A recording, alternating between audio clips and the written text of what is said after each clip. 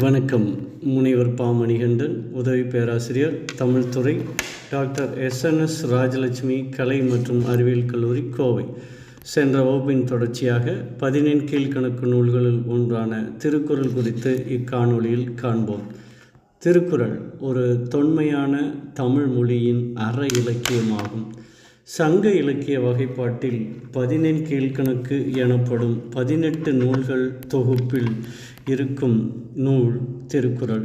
குறள் வெண்பா வகையில் அமைந்த 1330 செய்யுள்களை கொண்டது. இந்நூல் முறையே அறம், பொருள், இன்பம் ஆகிய 3 பகுப்புகளை அல்லது தொகுப்புகளை கொண்டது. இது அடிப்படையில் ஒரு வாழ்வியல் நூலாக திகழ்கின்றது. மாந்தர்கள் தம் அகவாழ்விலும் சுமூகமாக கூடி வாழும் புற வாழ்விலும் இன்பமுடனும் இசைவுடனும் நலமுடனும் வாழவும் தேவையான அடிப்படை பண்புகளை விளக்குகின்றது திருக்குறள். அறநெறிகளை பற்றிய உலகின் மிகச்சிறந்த படைப்புகளில் ஒன்றாக கருதப்படுவது திருக்குறளாகும். பொதுத்தன்மைக்கும் மதசார்பற்ற தன்மைக்கும் பெயர் பெற்ற நூல். இதனை இயற்றியவர் தெய்வப்புலவர் திருவள்ளுவர் ஆவார்.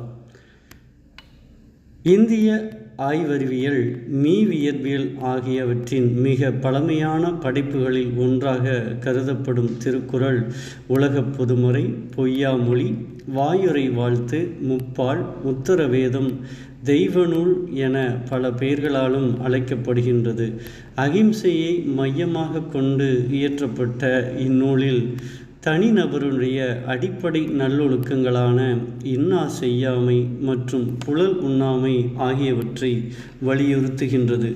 இவற்றோடு வாய்மை, கருணை, அன்பு, பொறுமை, சுய கட்டுப்பாடு, நன்றி உணர்வு, கடமை, சான்றாண்மை, ஈகை, விருந்தோம்பல், இல்வாழ்க்கை நலம், கல்லாமை, மது உள்ளிட்ட போதைப் பொருட்களையும் சூதாடுவதையும் தவிர்த்தல், கூடா ஒழுக்கங்களை விளக்குதல் முதலிய அனைத்து தனிநபர் அறங்களையும் ஒழுக்கங்களையும் போதித்து கூறுவதோடு ஆட்சியாளர்,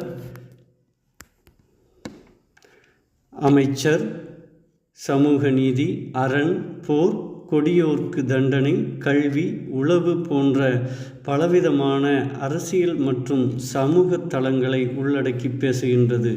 நட்பு, காதல், தாம்பத்தியம் மற்றும் அக வாழ்க்கை பற்றிய அதிகாரங்களையும் சங்க தமிழர்களிடையே காணப்பட்ட குற்றங்களையும் குறைகளையும் மறுத்துரைத்து அவர்தம் பண்பாட்டு முரண்களை திருத்தியும் பிழைபட்ட வாழ்வியலை மாற்றியும் தமிழக கலாச்சாரத்தினை நிரந்தரமாக வரையறை செய்த ஒரு நூலாக திருக்குறள் விளங்குகின்றது. இயற்றப்பட்ட காலத்திலிருந்து திருக்குறளானது அறம், சமூகம், அரசியல், பொருளாதாரம், மத, தத்துவ மற்றும் ஆன்மீக துறைகள் சார்ந்த அறிஞர்களாலும் தலைவர்களாலும் பரவலாக போற்றப்பட்டு வந்த நூலாக திருக்குறள் விளங்குகின்றது.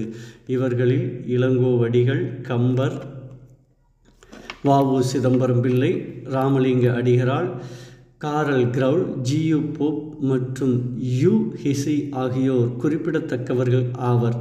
தமிழ் இலக்கியங்களில் மிகவும் அதிகமாக மொழிபெயர்க்கப்பட்ட நூலாகவும் அதிகம் சுட்டப்பட்ட நூலாகவும் திருக்குறள் திகழ்கின்றது. 40க்கும் மேற்பட்ட இந்திய மற்றும் அயலக மொழிகளில் மொழிபெயர்க்கப்பட்ட நூல் திருக்குறளாகும்.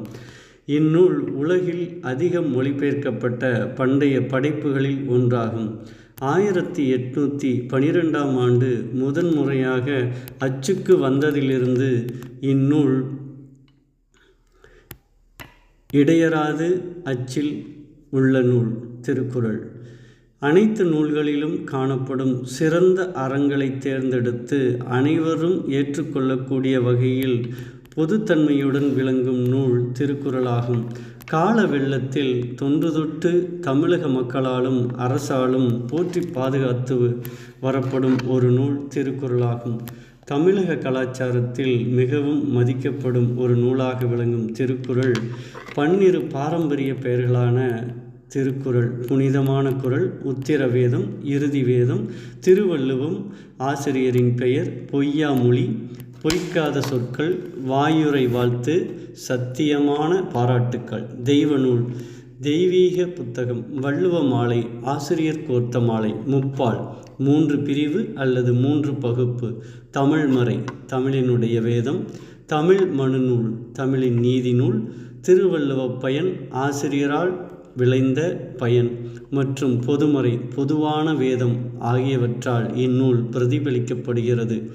ஈரடியில் உலக தத்துவங்களை சொன்னதால் இது ஈரடி நூல் எனவும், அறம், பொருள், இன்பம் அல்லது காமம் எனும் 3 பிரிவுகளை கொண்டதால் முப்பால் எனவும் அழைக்கப்படுகிறது. இது உலக மக்கள் அனைவராலும் எக்காலத்திற்கும் பொருந்தும் வகையில் அமைந்துள்ளவையால் இது வான்மறை என்றும் உலக பொதுமறை என்றும் அழைக்கப்படுகிறது. தொல்காப்பியத்தின் கூற்றின்படி தர்மம் அல்லது அறம் என்பது முழுமையான வாழ்க்கைக்கு தேவையான நெறிமுறைகளையும், அர்த்தம் மற்றும் பொருள் என்பது அறத்தால் வழிபட்ட முறையில் பெறப்படும் செல்வத்தையும், இன்பம் என்பது அறத்தின் வழிநடத்தலால் நிறைவேற்றப்படும் ஆசைகளையும் குறிக்கின்றது என்று சர்மா கூறுகிறார். பொருளும் இன்பமும் நாடப்படைய வேண்டியவைதான் என்றாலும் இவை இரண்டும் அறத்தின் வாயிலாக மட்டுமே நாடப்படுவையாக இருத்தல் வேண்டும் என்கிறார் அருணாதேவி. குறளானது தர்மம் அதர்மம் பிரிக்கப்படக்கூடாதவை என்று கூறுகிறது என்று அமல்தாஸ் குறிப்பிடுகிறார். தமிழ் இலக்கியங்களில் மிகவும் அதிகமாக மொழிபெயர்க்கப்பட்ட நூலாகவும், உலகில் மிக அதிக மொழிபெயர்ப்புகளை கண்ட நூல்களில் ஒன்றாகவும் திருக்குறள் திகழ்கின்றது. 1975ஆம் ஆண்டின் முடிவில் திருக்குறளானது 20 மொழிகளுக்கும் குறையாமல் மொழிபெயர்க்கப்பட்டிருப்பதாக கபில சுபலவேல் தனது நூலில் குறிப்பிட்டிருக்கிறார்.